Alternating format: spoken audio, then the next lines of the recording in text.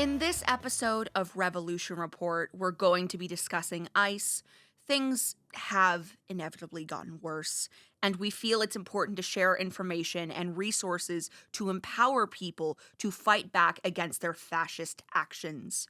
Absolutely. And just a heads up, we're going to be talking about the recent murders ICE has committed, but we won't be going into detail. That information is already out there, and you can find it easily if you want, but our focus is community care. Absolutely. It always has and it always will be. We want to be very selective with how we cover things, and we will get into that later, but as of now, we got a lot to cover, so let's get into it. Let's do it.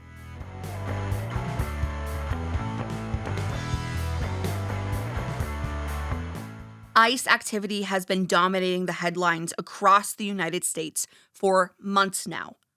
They've only gotten more violent, more lawless, and quite honestly, more evil as time has gone on. And they've always been evil. Oh yeah, they've always been evil. They've just ramped up how evil they are. Yeah. And they're being less covert about it. Absolutely. And ICE has also stopped pretending that they're not fascists. Senior U.S. Border Patrol official Gary Borvino, who's now being made the scapegoat for everything that's happened in Minnesota, recently wore a coat that was undeniably a reference to Nazi officer uniforms. And it was so blatant that multiple German media outlets called out the similarity. Yeah, and you know, especially if Germans are calling out Nazi behavior, I don't know what it'll take, but you gotta believe them. Yeah, they're the experts. They are the experts. They would know. Absolutely. And if you haven't heard our previous episodes on ICE, we discuss their Gestapo-like behavior, and unfortunately, that only became more true as time has gone on. On January 3rd, ICE murdered 55-year-old Geraldo Luis Campos in a Texas immigration detention facility. Agents murdered him in front of witnesses, but still felt they could lie in their report of his death and claim that it was a suicide. However, an autopsy confirmed that his death was, in fact, a homicide. Campos was the third person to die at East Camp, Montana, since it opened last year, and is one of 4 people so far in 2026 to have died in an ICE facility.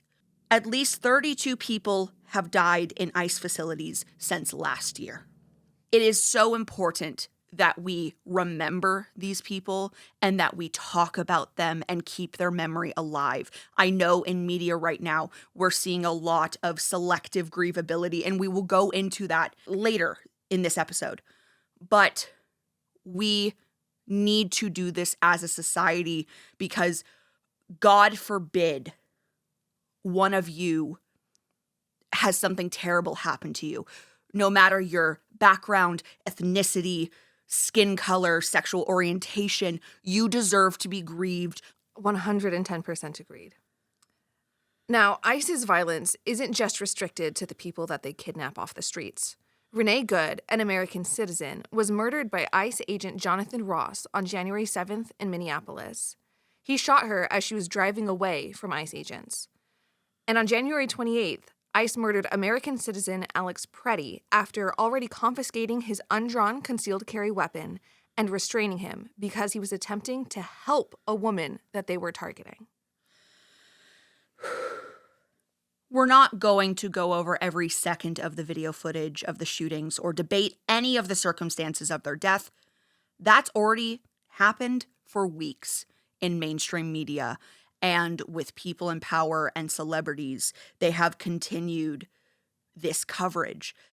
The fact is, Renee Good was murdered by an ICE agent while driving away from them, and Alex Preddy was murdered after already being restrained. Renee Good's and Alex Preddy's deaths at the hands of ICE are undeniably a tragedy and never should have happened. And neither should the deaths of Geraldo Luis Campos or any other person who died from homicide or neglect while in ICE custody. Absolutely. Good's death and Preddy's death have sparked outrage across the country, as they should. And we want to reiterate, as they should. Also, the deaths of Campos and the 32 people who died in ICE custody in 2025. And their deaths aren't being treated the same way in mass media and the institutional structures here in the United States. There are people in detention facilities who are not getting that same attention. Mm-hmm. And that is deeply concerning. Agreed.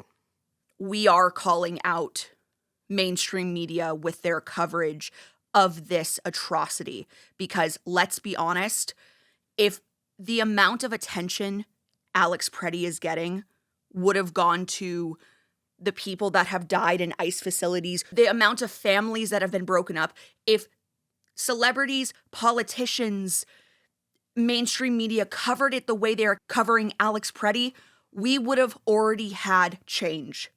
And I'm frustrated. This is such a stark example of how where you land on the privilege ladder Yeah. determines whether or not society as a whole cares about you. And that's scary. And that is very, very concerning. Mm-hmm. I would love to see sigils being held for the people that have died in ICE facilities, but we are not seeing that. Yeah. Or if they're happening, no one's talking about it in media. Exactly. And so we wanted to be very, very cautious with how we covered this because we did not want to contribute to the selective grievability that is on full display right now. Yeah. Every human life is worth grieving once it's lost. Absolutely. Yeah. And that is something that we wanted to discuss for a second. If you've listened to the latest episode of Rainbow Records, then you're already familiar with the concept of grievability. Yeah. Quick explanation for those who aren't familiar. Judith Butler's theory of grievability states that in order for a society to continue functioning in the face of mass death, those deaths must be deemed ungrievable in some way, and that's either through lack of reporting, villainizing the victims, or presenting their deaths as inevitable. Yeah. The larger power structures in the U.S. have deemed the immigrants who have died in ICE custody as ungrievable, which we know that they are not. Mm-hmm. And we wanted to push back against that and urge our listeners to care about their lives. Just as much as you do Renee Good's, just as much as you do Alex Preddy's, no one deserves to die at the hands of ICE. And no one deserves to die as a part of the ICE's fascist, white supremacist agenda. And it absolutely is a white supremacist agenda, which the media structures are unfortunately upholding with this selective grievability. The only deaths worth grieving are the deaths of white American citizens, and especially the death of a white man. And something I did want to bring up on this episode is I find it very interesting that the NBA, they came out with a statement saying, we can't stay silent anymore after Alex Preddy's death. What do you mean anymore? You could stay silent for the women and children and men getting taken from their families, getting displaced, getting killed, getting abused. You couldn't speak up for that, but you can speak up for... But that is the trend we are seeing with people in power right now. It's about saving face. And I share that same frustration. It's like, okay, glad you're angry. However, ask yourself why you weren't angry before. Ask yourself, what biases did you have? What ignorances did you hold in your heart that made it so that you didn't feel it was important enough? You didn't feel that it was worth sticking your neck out and saying, hey, this is not okay, for literally any of the dozens of people who have died. And if you look at the history of ICE, hundreds of people who have died at the hands of this, from the outset, white supremacist, fascist organization. Absolutely. And something that I did find actually pretty disturbing, Obama came out and he decided to condemn ICE. That sent chills down my spine because aren't you responsible for one of the biggest deportations in American history that we have seen, record-breaking? Yeah. You have contributed to that.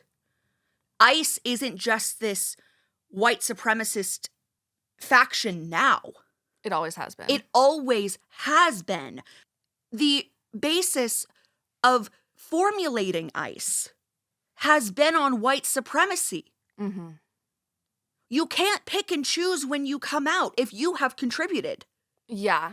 Yeah, it's like, sir, with all due disrespect, we didn't need you, of all people, to speak on this because you are one of the biggest villains when it comes to allowing ICE to get away with what it has. Absolutely. And speaking of people that really are the villains right now, I am looking at every single person right now, celebrity, just speaking out against ICE only as of recent. Because this isn't new.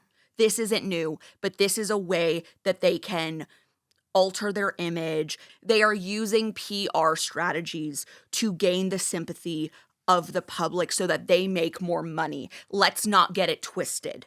Yeah, you shouldn't be looking to celebrities for moral guidance. And I'm not saying it's not good that people are speaking out. Yeah, people should speak out. However, be aware that they're capitalists. Like Yeah, Sarah's saying, they care about their bottom line. absolutely. Some celebrities, to their credit, have been speaking out the whole time.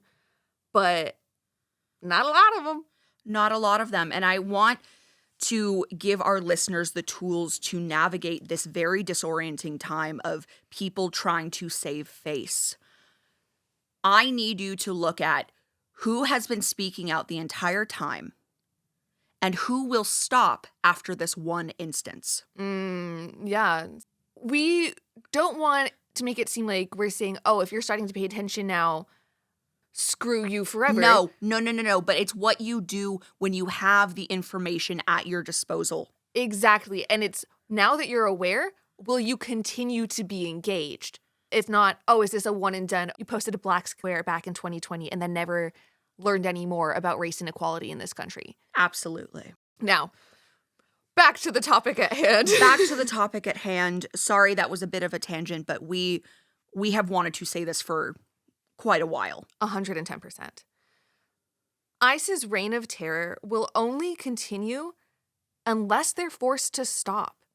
Recently, it was revealed that since May of 2025, ICE has been violating the Fourth Amendment, which prohibits unlawful search and seizure by entering homes without a federal judicial warrant.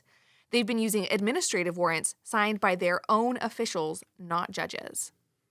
This violates the Constitution, and just so we're all clear, constitutional rights apply to everyone within the borders of the United States, regardless of citizenship status. ICE, of course, doesn't care about the law. The Supreme Court has basically ruled that racial profiling is legal. This is a really, really dangerous precedent.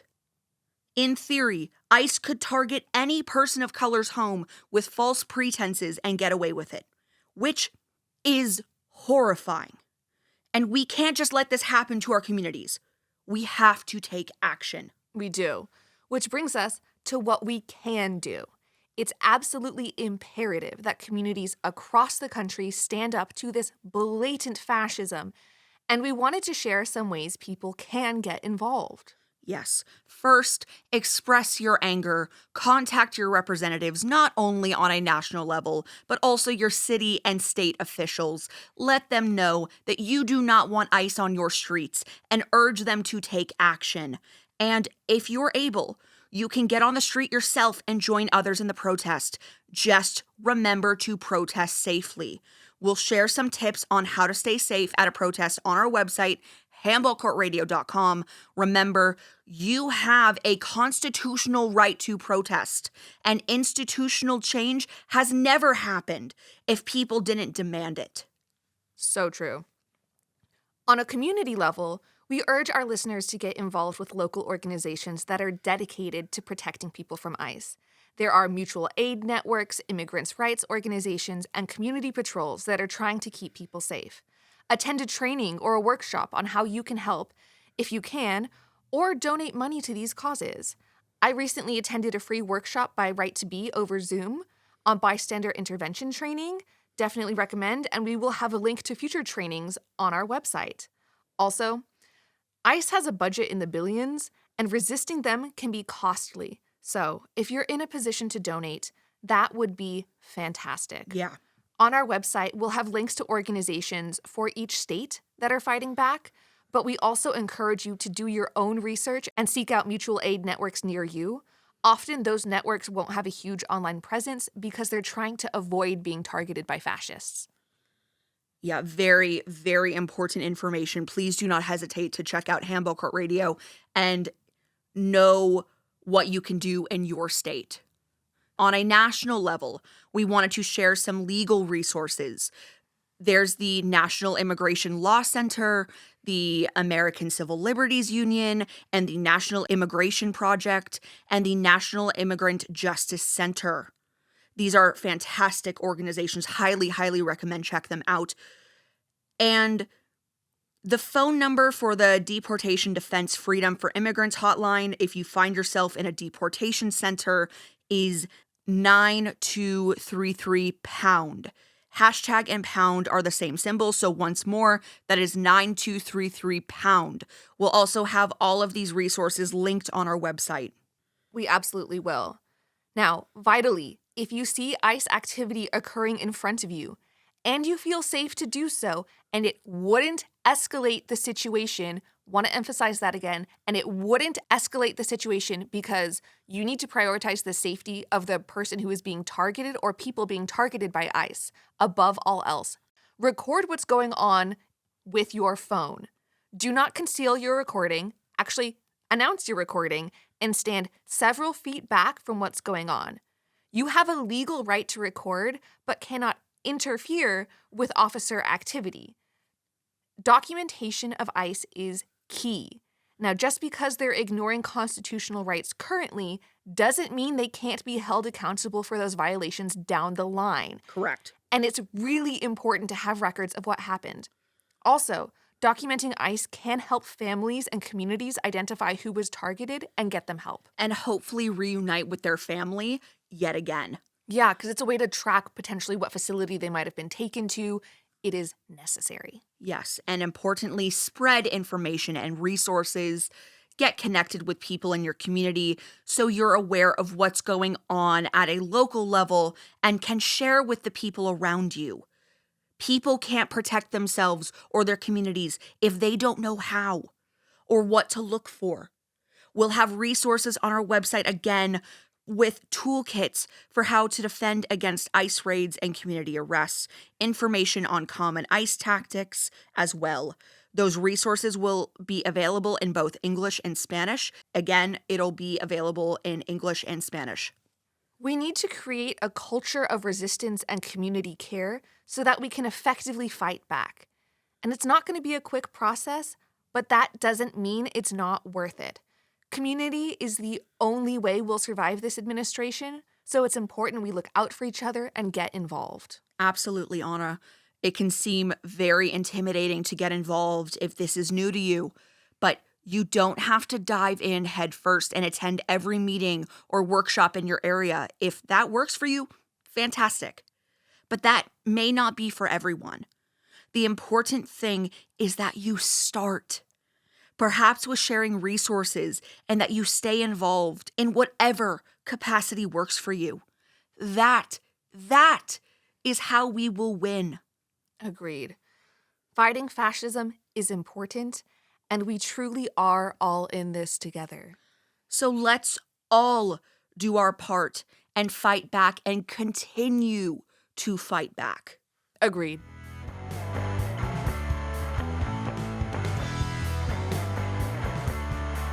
And that's about it for this episode. We hope it was informative. As always, you can check out our website, handballcourtradio.com. You can also follow us on Blue Sky at Handball Court Radio. And you can also follow me there at Sarah Livings-Walsh.